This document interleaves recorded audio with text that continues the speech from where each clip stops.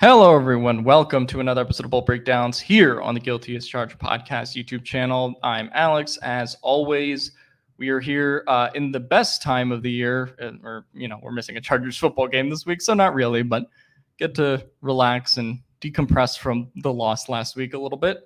So I decided to do what I did last year and open up the floor instead of my usual post-game show after a game and take your guys' questions. So that is what I'm going to be doing on this episode. I opened the floor up to you guys from Twitter and YouTube. So let's see what you guys have to say. I'm sure a lot of nice things about Greg Roman. Anyway, let's get into it. The first question comes from Nuthouse, who asks, everyone seems so certain that the Chargers will make a trade soon. I'm not sure I have that much faith. I can see them wanting to make a trade because I just don't see what dance partners are out there. Tell me I'm wrong, because I'd like to be wrong on this one. So, obviously we're going to get closer to the trade deadline, as you can see with my schedule back there. The trade deadline, if I'm correct, is after they play the Browns. So they will have 4 games, I believe Denver, Arizona, New Orleans, and then Cleveland before they then go into the trade deadline, I believe that Tuesday. So, I think, first of all, when we talk about trade market in general and NFL trade deadline, it's going to depend on where they are, both health-wise, right, which players are healthy, and I do think it will depend on their record. I think if they go 1-3 over these next couple games and they really start to show signs of struggling, then it's like, do you want to be buyers? I do think the NFL has moved closer towards buyer and seller culture, more like the NBA and more like the MLB, where teams start kind of giving away assets at the deadline if the season isn't going how they're going, and then you have your championship contending teams that want to buy more, right? So the NFL, I think, has moved towards that, and the trade deadline has gotten more active. On the other hand, like I said, if the Chargers go 3-1 or 4-0 in these next couple of games, I think you could start to see some talks of like what they could do at the trade deadline. Although I don't think that's, the buy or sell thing would be more like for a big move, right? Like if they wanted to say gun for Amari Cooper and be like, hey, here's the 3rd, 4th round pick, right? Knowing what, the Browns could potentially get for him. I think that would be more of kind of like, we're confident, we're coming off of a couple wins, and we're going to make that type of a trade. On the other hand, I think there are some supplementary moves that they can make that, are teams that would be selling off assets that wouldn't be big buys or necessarily big star players, but are guys that can fill in their roster, right? So I think kind of if I divide this into tiers, I would say the like prime trade targets to me are wide receiver and tight end. And the 2 names that I kind of have listed there are Amari Cooper and Mark Andrews, as far as names that I think make the most sense. The Browns, the wheels have kind of fallen off there. I do think at some point this season they have converted Amari Cooper's salary to make it more available, to make it more potential for him to get traded. So that is a guy that I think would fit in very well with what Ladd McConkey's doing on the inside and fit in with this offensive scheme in general. But the Chargers just, in my opinion, talk a little bit about DJ Chark later, but need a guy who can win on the boundary, need a guy who can, cut into the inside and win that way as well. Amari Cooper is still doing his thing in his 30s, and he hasn't lost a step at all. If you just want to do the trade to block the Chiefs, I'm cool with that too. So that would be my prime wide receiver trade target. I talk about Mark Andrews, the Chargers. He is on an expiring deal in Baltimore. Both Amari Cooper and Mark Andrews are on expiring deals. Amari Cooper this year, and then Mark Andrews is under contract next year, but he has no guaranteed money left on his deal, and I think is a $16 million cap hit. The Ravens clearly, kind of not phasing him out necessarily, but have leaned way more towards Isaiah Likely in recent weeks with what they want to do on offense. Do they want to pay Mark Andrews again? I sort of doubt it, given what their cap situation is. So that is a guy that I think could get traded in a sort of sell move. But then if you're the Ravens, do you want to sell one of your assets and, say Isaiah Likely gets hurt? That kind of complicates the Mark Andrews trade, right? So we'll see if they do that, because Baltimore could hypothetically say, we'll wait till the offseason and trade him there because he is under contract, and it makes things a little bit less hectic for them during the season. On the other hand, I think you have your kind of buy low moves, and I would put guys like Darius Slayton into this tier, Romeo Doubs into this tier, who apparently might want out of Green Bay.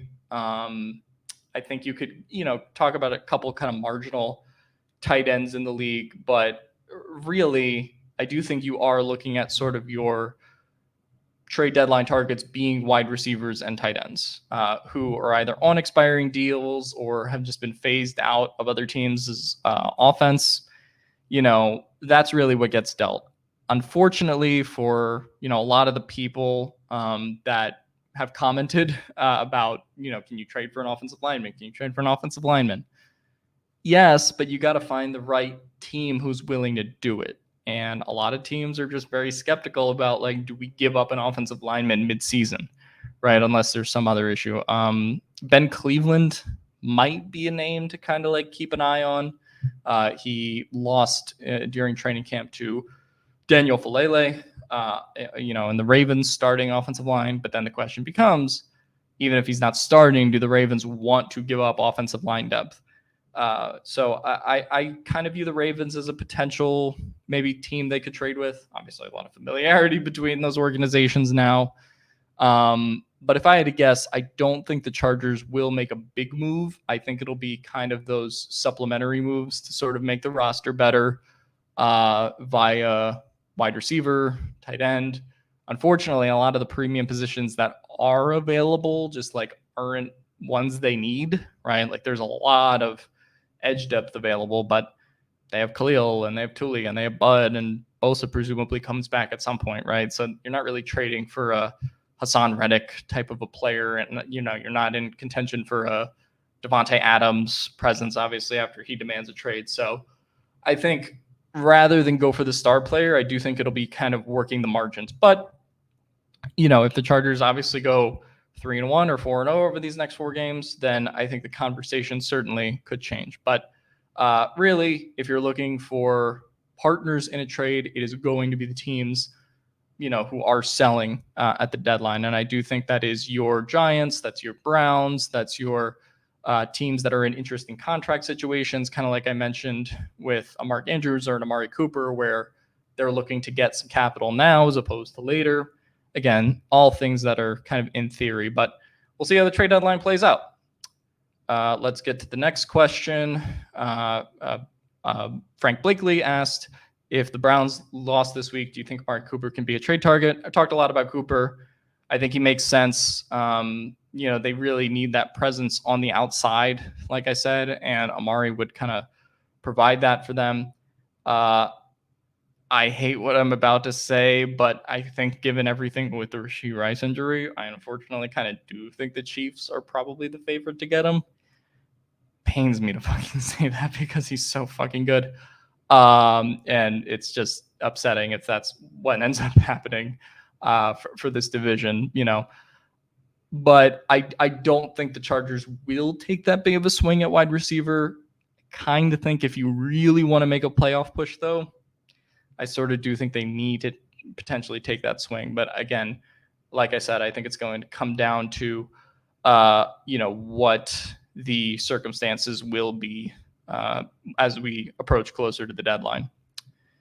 The next question comes from Matt. Matty knows ball. Met him at training camp. Great guy over there in the UK. Are we stuck with Bozeman for the season because he's Ortiz's guy, despite him being one of the worst players on the team? In fairness to Bozeman, I do actually think he was better against the Chiefs. Obviously, wasn't easy given his job and the Chargers handling stunts with Zion Johnson and Sam Mustipher, who registered 0.0 PFF grades out of true pass sets. I think a lot of Bozeman's issues, look, it is an obvious drop off from Lindsley. And I think in terms of the signal calling and calling out the protections in this scheme, that's something that he's still very clearly getting comfortable with. It also probably hasn't helped to a degree that, you know, he hasn't had quite as much time with Justin Herbert to develop that, right? Obviously, Herbert missed 2 weeks of camp, and, you know, his practicing of the last 2 or 3 weeks has been up in the air because of, you know, the injury and whether he'll be able to practice one day or not. So I don't think it's all on Bozeman. I do think Bozeman is a steep drop off from where Lindsley was, but I also don't think that they feel the incentive to make a change right now and deal with the growing pains of it, unless Bozeman gets injured or something like that. So again, it is a steep drop off from what we've seen before, but I don't think it's so much about him being Ortiz's guy more than he probably kind of is the best option they have at center. And I just don't know if you bench him for the uncertainty of like, okay, yeah, you could put Jordan McFadden out there. You don't know if Jordan McFadden's going to be any better this year or if he's worse starting essentially his first NFL start, right? So I think that's just kind of the rock and a hard place the Chargers are between right now. But I do think Bozeman showed some signs in the Chiefs game, and then you get your tackles back, and this thing can work. I'm not saying they're going to be a top 10 offensive line or anything, but I'm not ready to throw them out with the bathwater either. Do you think we see a 250-yard game from Herbert this season? Not the direction I thought that this season would go with Herbert, to the point where people are, you know, begging for him to get over 200 yards. I certainly thought the Roman offense would be a little bit step back with the rushing production, but obviously the Chargers have been affected by the offensive line injuries. The wide receiver room is not exactly kind of where it needs to be for him to potentially be a 300-plus yard per game guy. NFL offense is just down in general, unless you're Kirk Cousins, who can throw for 500 yards, as he did on Thursday Night Football. So I think it's a combination of things. I do think eventually they are going to get some good Herbert games this season. I think one of the things that people haven't really talked about with this injury in particular, and I'll mention this when we get to the Greg Roman topic, is Herbert's ankle injury is affecting him, right? Both from a movement in the pocket standpoint, and also he has to continuously like plant and throw off of that thing. And I think that very much is affecting production. I think it's affecting, you know, the balls he's throwing downfield. And with their offensive line situation right now, they don't feel like you can do some of the, you know, concepts that would potentially be more offensively productive because of the offensive line and because of his injury. So I think that's part of this. Him being in a new offense is part of this as well. And in the first 2 weeks, they didn't really need him to be Superman, right? They needed, you know, they got the J.K. Dobbins games that they were looking for. And then the run blocking, you know, the last 2 weeks hasn't been as good. Offensive line injuries, and now that's kind of come to a stop too. So, yes, I do think Herbert will eventually throw for 250 yards, but I understand the concerns right now regarding, you know, this offense in particular and how it's rolling. But I think Chark being back, we'll get to him later, as a positive. And I think once you get the tackles back, and Alt seems to be more likely to come back next week, Slater potentially the week after, something like that. We'll see.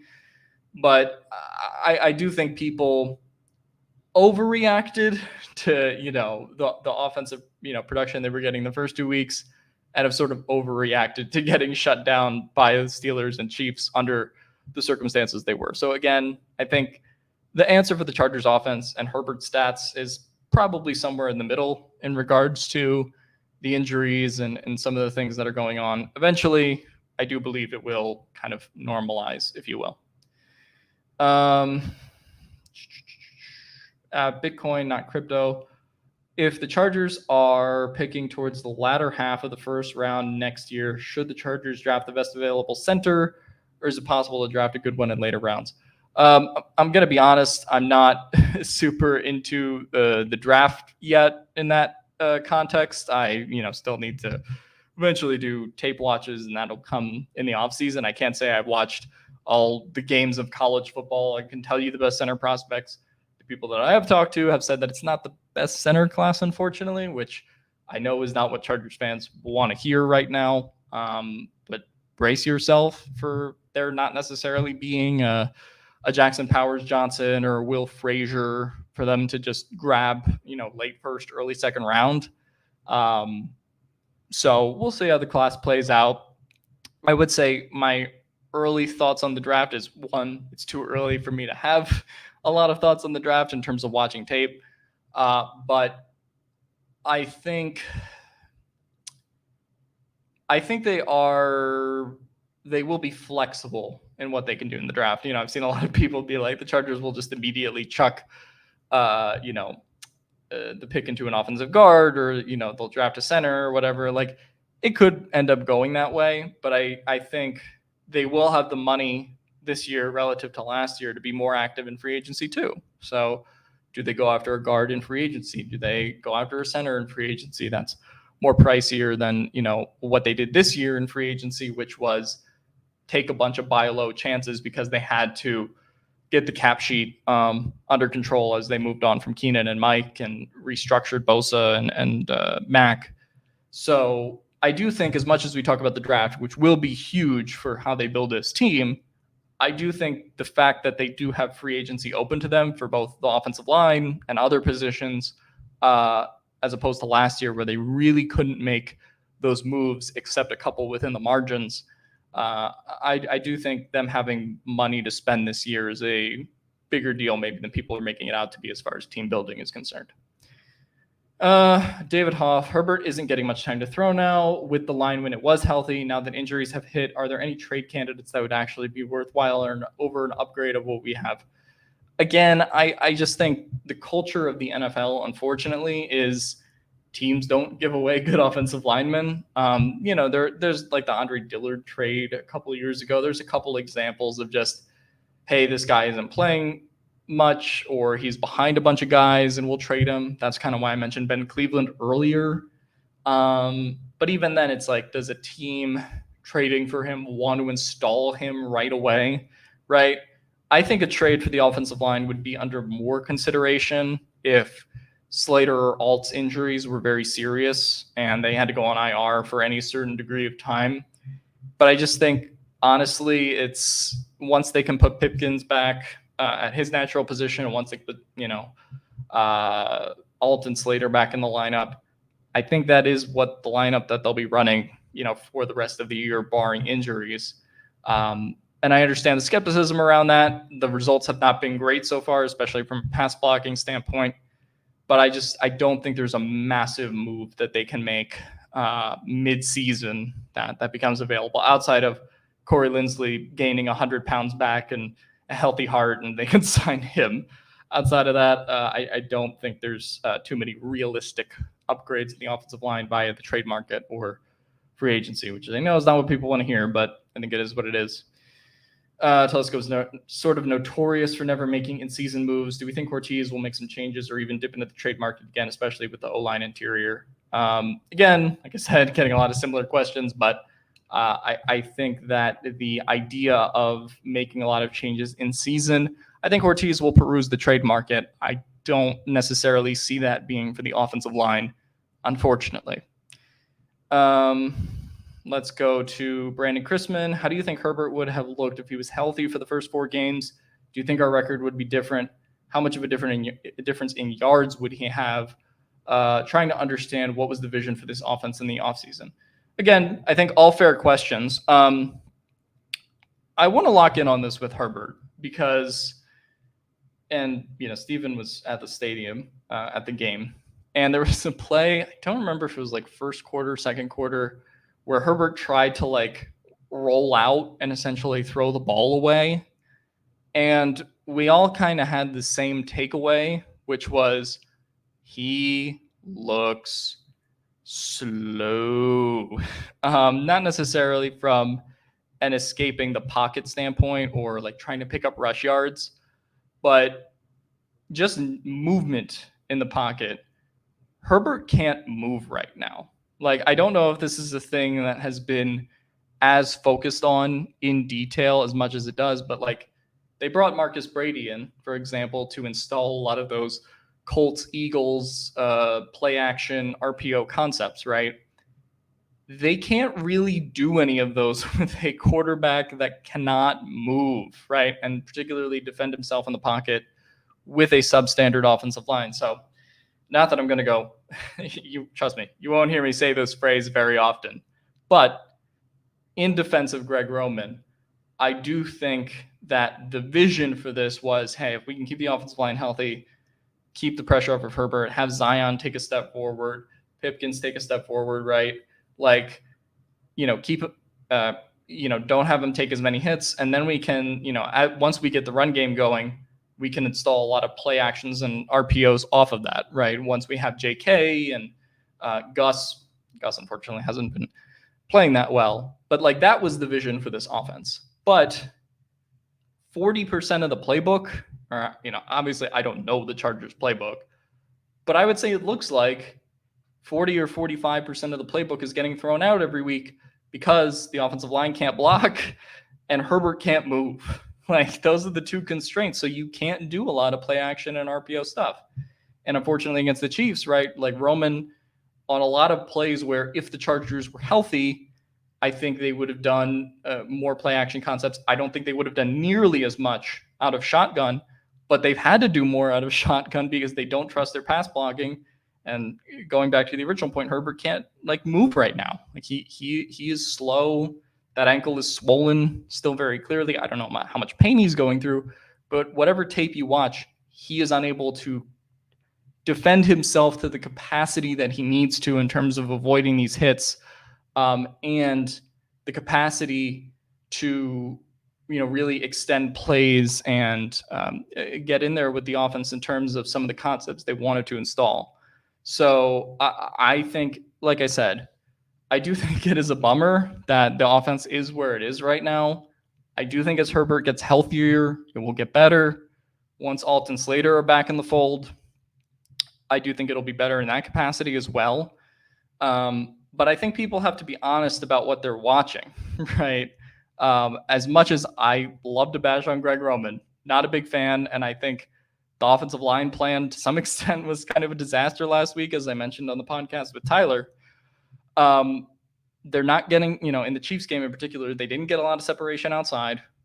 Offensive line was consistently, not dealing with twists and stunts well, and Herbert can't move. Combination of all those things, you're going to have a hard time scoring more than 10 points. And to an extent, I'm kind of surprised they scored 10 points. One of three of those being off of a turnover. But I do think the one thing is they have had really good scripted plays, right? And we've seen the Chargers, put the heat in the offense, particularly early, right? The scripted drive against the Chiefs was very good. You could even say the same early against the Steelers. And after that, I think they've had a lot of their communication breakdowns, their injury breakdowns, and everything that's happened as a result. So, again, it is a mixed bag. I do think these two games against the Steelers and Chiefs would look different if Herbert was healthy. Would they have gone 2-0? Would they have gone 1-1? I think it's possible. I like I said on the podcast, the bummer against losing with the Chiefs in particular was you got a really C-, a D+ offensive game from them and couldn't take advantage. I have to believe if they were healthier and Justin Herbert wasn't injured, I do think that they would have done better. I don't know if it would have been enough to win, but the vision with the offense, is not necessarily the offense that I love or I want to run, but I do think there are severe limitations on what they're able to do because of the circumstances right now, even as, not necessarily the biggest Greg Roman enthusiast in the world myself. The next question comes from Bimbop. I don't know, the name's funny to me. Do you think the Chargers target a veteran wide receiver before the trade deadline? I know DJ Chark hasn't played a game yet, but it still feels like we're missing something there. So I'll use this question as an opportunity to talk about Chark a little bit, because I think there is some unrealistic expectation for what he could do. But I do think the way that he helps this offense is the Chargers really don't have a 50-50 ball, go get it guy, right?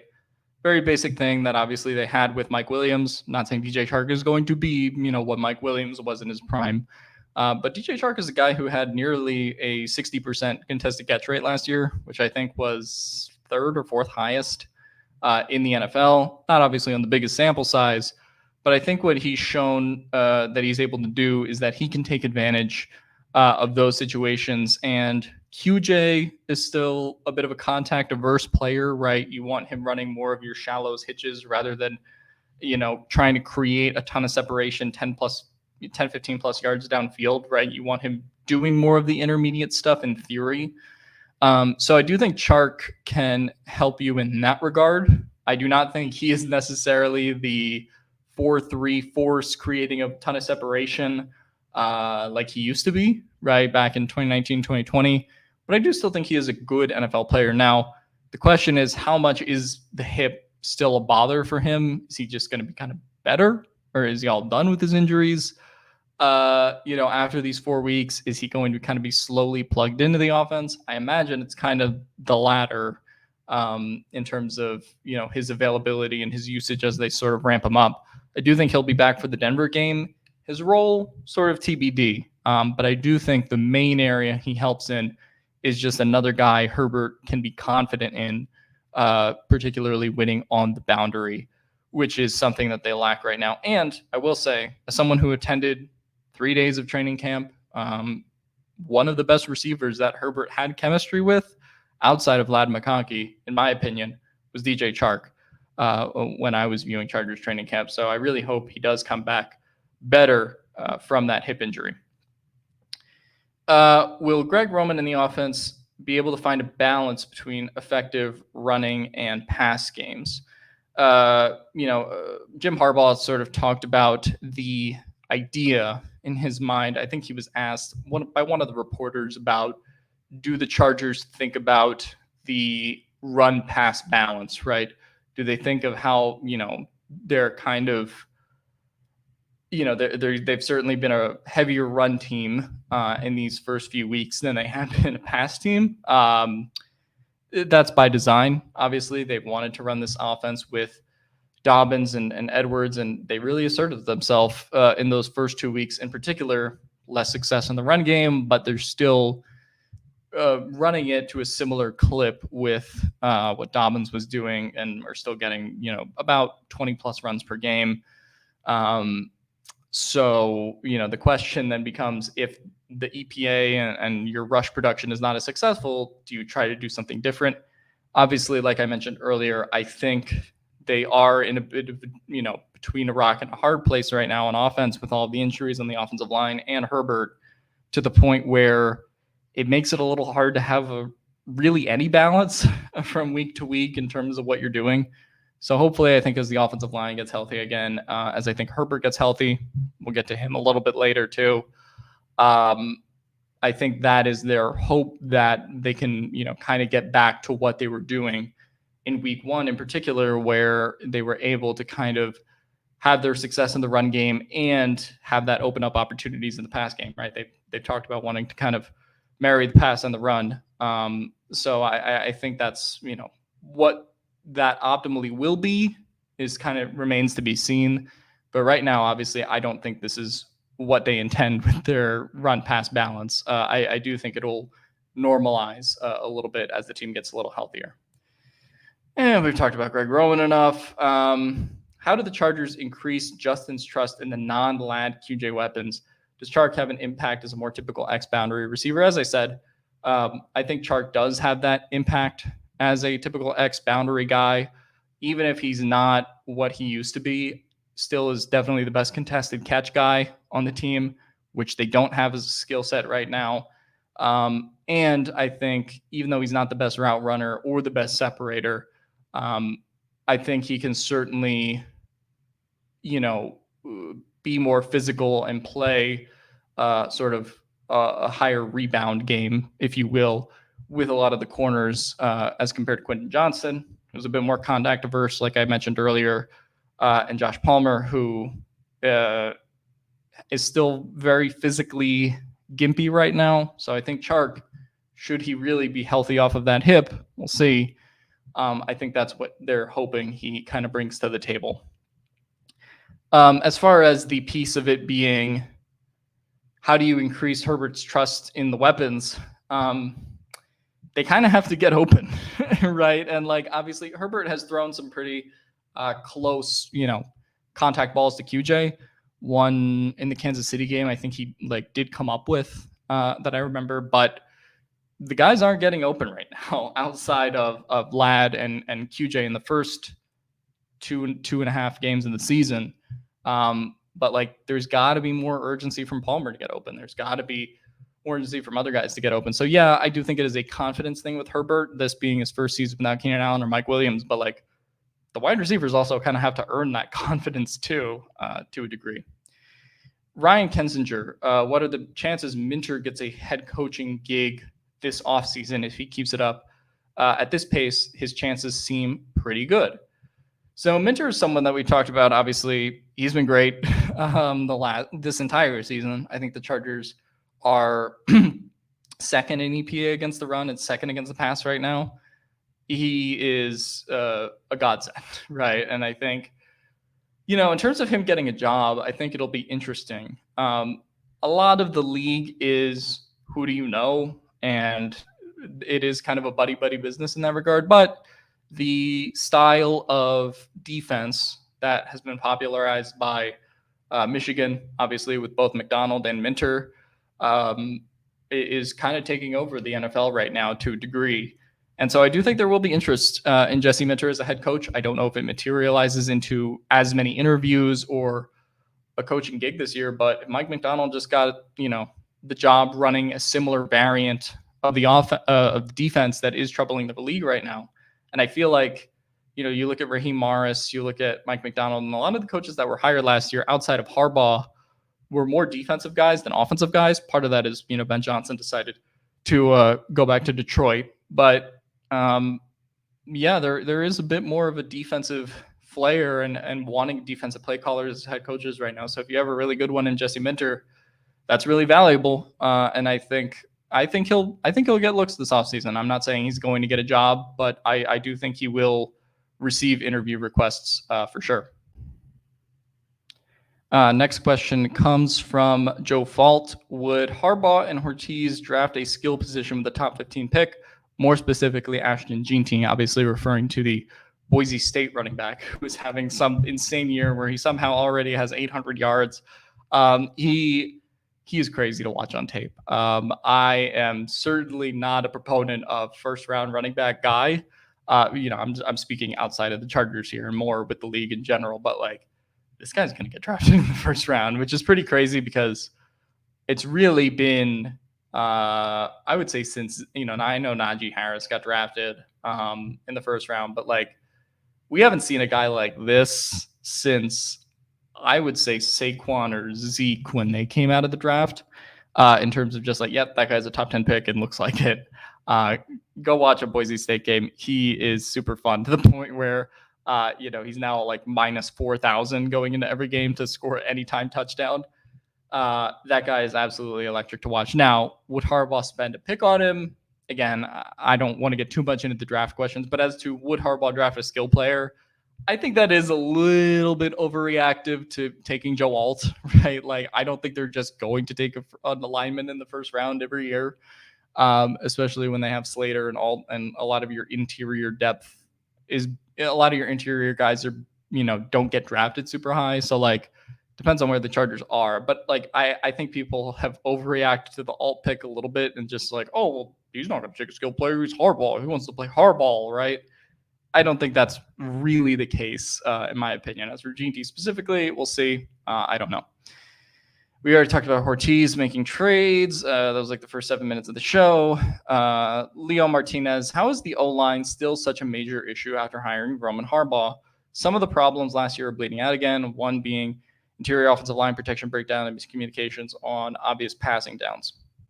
Yeah, so I think part of the offensive line issues are, Joe Alt and Rashawn Slater are hurt, and when you're missing two of the top 15 tackles in the league, you're going to struggle. And, when you're missing two of those guys, and with everything they are able to do in the run game relative to this roster, right? It's going to be tough to watch. Now, I think the big disappointment in this question, right, talking about the interior offensive line protection breakdown, it's been a bad year for Zion Johnson. And I think we all kind of liked the pick at the time. I was not like a big Zion Johnson fan, but I understood why they picked him over McDuffie even at the time, even though probably hasn't aged super well. I got why they did it. But he still has a lot of the same issues with his foot movement. He still has a lot of the same issues with twists and stunts that he had in those early years, but he used to play with Corey Linsley, so a lot of those things got shielded, and now he's playing with Bradley Bozeman, and a lot of those things are still kind of problems. So I was hoping to see more from him this season while we're talking about the interior offensive line being kind of a mess. But the truth is they're not healthy. Justin's not healthy. It's affecting how they call the plays, and I did not think the coaching staff the last 2 weeks has done a good enough job at adjusting to the fly in regards to the offensive line. I talked about, for example, isolating Sam Mustipher on Chris Jones as opposed to, making somebody else beat you on the podcast with Tyler on Sunday, and so like that is a, absolute fault of the coaching staff. Based on what you're seeing in the All-22 film, why do you think our run game is so inconsistent, feast or famine? Why are we not able to get 4 to 5 yards consistently? I mean, I think if you want the truth on this question to an extent, the run blocking isn't very good. And like we kind of quietly said this the first 2 weeks when J.K. Dobbins was having 130 plus yard games. But even when those games were going on, the Chargers were only 24th, I believe, in rush success rate, meaning the play was properly blocked and the run was, successful. And so J.K. Dobbins was doing a lot of that, not necessarily without the help of run blocking, but he was making a lot of plays for himself. And the run blocking on the interior in particular has been an issue, and now they've lost both tackles. So, like, in short, that's kind of your answer as to why the run game is bad. I do also think it's kind of time to have a conversation about Gus Edwards, and I love Gus Edwards, Rutgers legend in my book. And I really liked when he was signed because I think that they needed to take a chance on a guy who could be like a short yardage back for them for cheap value, moving on from Eckler and going into this new era. Obviously, they took a chance on Dobbins too. So far, that's worked. But Edwards is down to the lowest yards after contact per attempt in his career, and he's down to the lowest yards per carry in his career. And you look at the film, and like I just don't think he's hitting some of the holes that are open, particularly in those first 2 weeks where he really struggled. Despite some of the offensive line blocks that they were getting, there were times where he just like wanted to bounce the ball to the outside. And I think Gus Edwards is still dealing with kind of whatever his offseason surgery was that Harbaugh said he had and then said he didn't have. That's a whole confusing thing, but I do think he looks a step slower. Whatever it is, he missed a lot of training camp time, and we'll see where he gets it together. But I think every play that you run with him on first down, it's kind of a negative play right now. Unfortunately, most of the time, except for maybe the 1 or 2 carries he'll have that go 4 or 5 yards per game. But he had 3 carries in week 3, 6 carries in week 4. So the coaching staff is seeing what we're seeing. It's just a matter of, are they going to be willing to do something about it? We'll see. Jake Hansen, do you think the bye week and easier schedule will allow the O-line to gel and improve, or are we just missing the right personnel? I think it's a mix of both. Like I said, I think the easier schedule, look, I will say this as in regards to like the easier schedule point. The Chiefs and the Steelers are like 2 of the hardest matchups you can have with a healthy offensive line, much less when your offensive line is what it is right now for the Chargers. So like, again, it was kind of like the sun was shining over the heavens when I posted the PFF grades the day after the Panthers game. Panthers don't have an interior line right now. So I think we kind of blew up the smoke for like how great this offensive line really was, right? And they've gotten punched in the mouth 2 weeks in a row, right? But I do think, like I said, the Steelers and the Chiefs pose a lot of problems for how they can play. But it doesn't get easier necessarily. Now, I would say don't undermine Denver. Denver is number 1 in pass rush win rate in the league right now. They have a lot of great, showouts on the interior so far. I don't know, they don't necessarily have a bunch of superstar players, but they have a bunch of good players that are playing really well right now for that defense.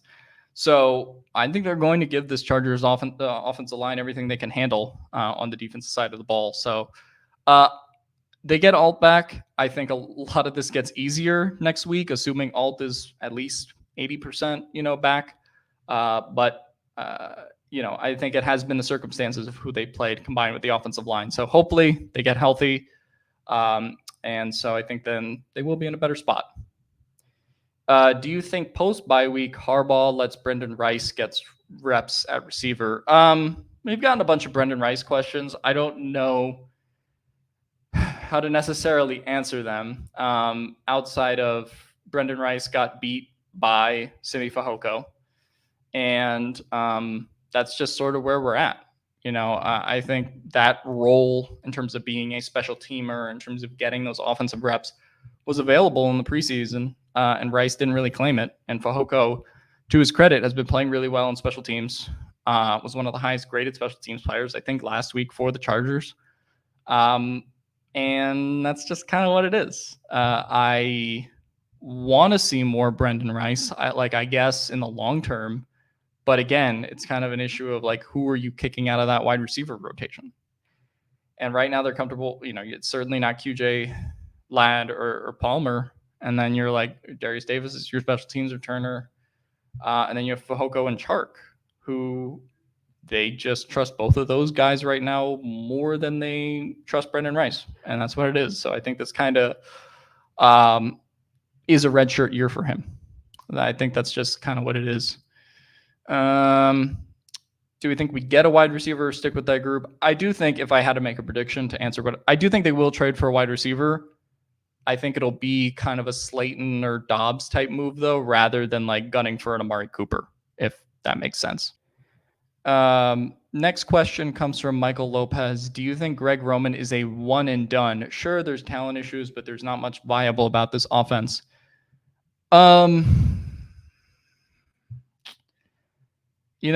It wouldn't be the first time in the league that we saw a Harbaugh-led coaching staff let a Roman coach too long. I think that Greg Roman will be given more than a year. I know it's maybe not what the fan base wants to hear right now, but I think with his relationship with Harbaugh, with the way that they want to build the physical identity of this offense, it is not necessarily, again, how I am oriented to want to build an offense, but I think he will get more than 1 year is my prediction, regardless of how the rest of the season goes. I do not see them moving on from him after the season.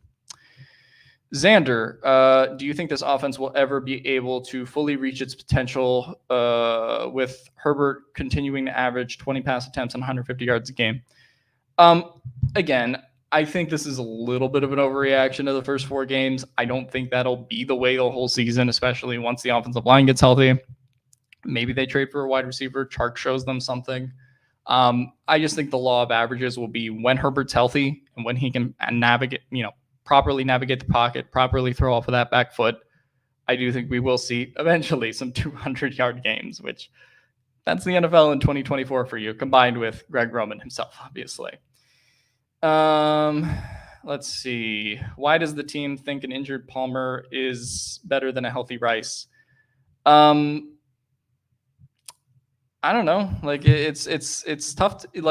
Rookies have to earn their role. And again, like I said earlier, Brendan Rice had the chance to earn his role in the offseason and didn't. They went to Simi Fehoko, who beat him in the preseason, for that final kind of wide receiver spot in terms of contributing in this offense, whereas they've left Rice to be a healthy scratch on game days. I certainly think the disappointment has been Palmer, but if you still ask me, do I trust Palmer or Rice more running routes right now? I trust Palmer. I didn't think Rice was a very good route runner coming out of the draft, and I also thought he was a bit of a project, and that's kind of where he went. And so he had his chance to kind of put his stamp on the preseason and didn't. I think that's unfortunately kind of just where Brendan Rice is. And I think he understands that too, in terms of where he stands with this coaching staff. That'll do it for the Twitter portion of our show, but we do still have some YouTube questions to take. I want to kind of rapid fire through some of these since, again, we've already answered a lot of the same questions that people have asked before. So let's try to take this one from Rick. Can we get out of the Bosa contract next year? So obviously Bosa gets injured the first play of the Steelers game. He has been hurt really since week one, kind of with back issues and then a hip he's re-aggravated.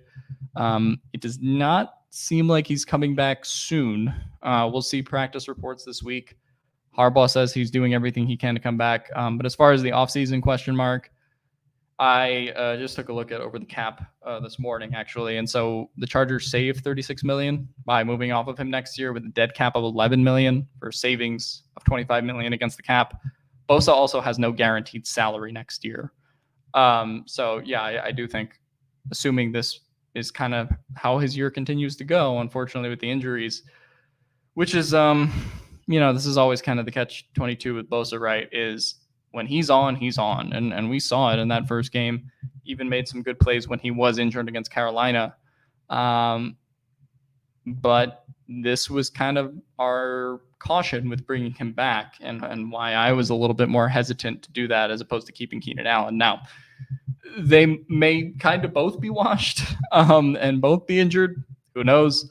But, this was always kind of under consideration with bringing Bosa back. And I think they view this clearly as a year-to-year type deal.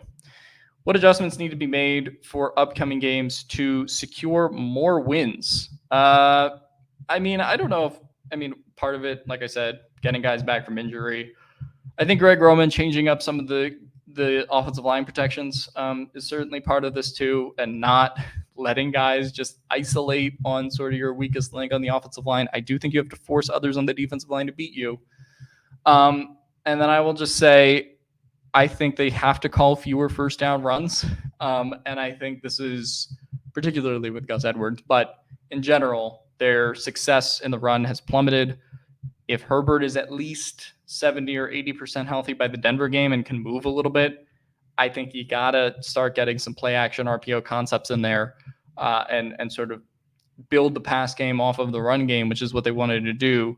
But right now they're not doing either well right now. So I think it's kind of simple things like that that'll come with A, them getting healthier, but B, them making some coaching adjustments in the right spots. King Connor, how much do you expect our passing game to improve when Chark returns to the team? I do think, like I said, I think Chark brings an element to this team that they don't have right now on the boundary. Herbert gets healthy, offensive line healthy. I think they kind of will be okay. We talked about the offensive line a lot. We talked about Brendan Rice. Will we see Easton Stick cut this week? Cut after this bye week or week of the Broncos? I don't know why we would be expecting Easton Stick to be cut. I think he's on the roster for the long term at this point. They like him as the third team quarterback now. I think he would only really go if they had to do it, but considering Herbert's not healthy right now and could get injured during a game, I don't think he's going anywhere, certainly yet.